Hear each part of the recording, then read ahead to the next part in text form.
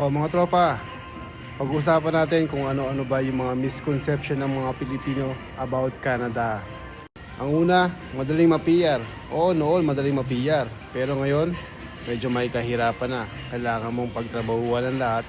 Kailangan mo ng konting research at kung ano-ano pa. Pangalawa, madali daw yumaman dito sa Canada. Totoo naman yun, pero sinasabi ko nga, paghihirapan mo pa rin. Pagtatrabahuhan mo, at saka konting sipag, hindi lang konti, maraming sipag mga tropa. Pangatlo, madaling makakuha ng bahay at madaling makakuha ng sasakyan. Totoo naman yun mga tropa, napakadali dito. Pero sinasabi ko nga, paghihirapan mo pa rin yun.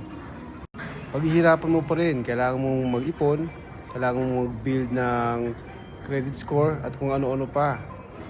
Mataas daw ang sweldo sa Canada. Totoo naman yun mga tropa.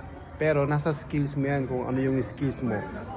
Kung ang skills mo ay napakababa, hindi ka rin tataas ang sweldo. Kailangan mo rin mag-upgrade sa sarili para tumaas yung sweldo mo rito sa Canada.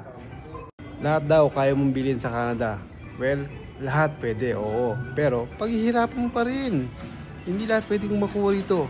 Madali mong makuha, oo. Pero hindi lahat pwede mong makuha.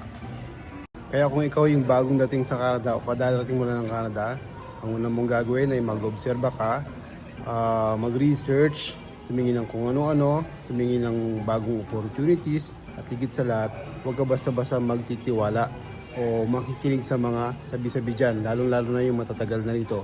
Kasi malamang baka sinusugarcoat ka lang. Di ba mga tropang Canadian?